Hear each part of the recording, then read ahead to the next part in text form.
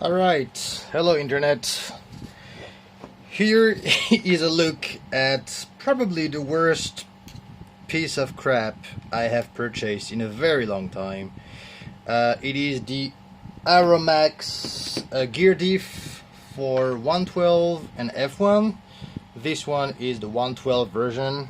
I thought to myself, I'm gonna get an upgrade, no more ball diff, let's go back to the good old gear diff. This is the worst piece of crap stuff I've ever purchased. Alright, you can see the coloring is gone already because I'm doing a lot of grinding to try to make things fit.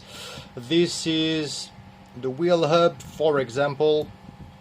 One of the problems of the wheel hub is that if you actually put the mounting screws, which always go out a slight bit over there because you need them to be long enough. Well, the problem is they start to hit the hub over there, the diff part over there, the diff cover. So you can't actually mount a wheel without locking the diff. You can actually screw it all the way through. Unless you take very small screws and then you have just what, 2.5 turn of grip in there, which of course you want to have a little bit more. So problem number one, so I'm trying to grind these down on my little lathe, but it's a very small part to begin with. Here goes the diff. It's a very slight fit, so I need to keep grinding it. Right now it's a little bit angled. I need to flatten that down. I've test fitted it. You see this is the mark of the screw touching here. So that's one thing. The other thing is, so let's mount these without the back cover, just for fun. We'll put 2 gears on. So here you go. This works. The gear, they work very well. Unless you try to actually assemble the thing, and then you find out that the diameter inside there is actually smaller than this diameter, so you can't actually fit it together. If you do fit it together, this part is sticking out, which is a problem. The other problem is, of course, is that the gear here that's supposed to kind of freely move around is grinding on the back plate over there. So they give you a lot of completely useless spacers that are absolutely the wrong size. They are this, I don't know why they give those things.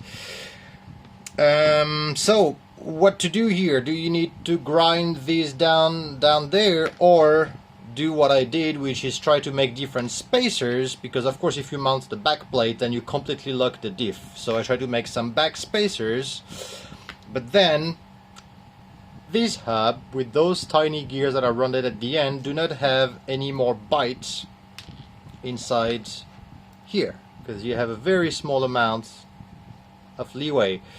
So I don't know what to do with this thing. It's a super expensive diff. It's an absolute piece of shit. There's no other way to say it. I have no idea how can an RC company come up with something like that. I never do rents usually, but this is just, it's over the top shitty. Arrowmax, you stink for doing that. I don't know if there's a fix online. I don't know if there is, because of course on top of that there is all these O-rings that they give you, and if you put them then the tolerances are all wrong. You can't fit the hub anymore because it's too far away. You can't press it to actually hold on. The 2 teeth don't hold on to the gear anymore.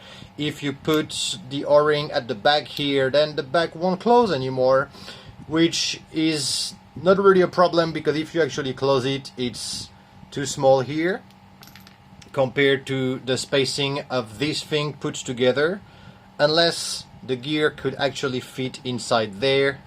So I don't know, maybe we need to increase the diameter of that. Do I need to do that when I buy an RC part usually? Like, do I need to go on my lathe and then redo everything? It's nuts.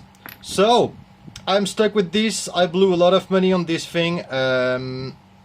I have it now, so what the heck am I gonna do with it except maybe try to build something out of it. But I have to say, really upset with this thing. If anybody else has any experience with this super bad product and have a fix for it, write it down. I want to know. I don't know what to do with it. I'm pissed off. That's me. Alright.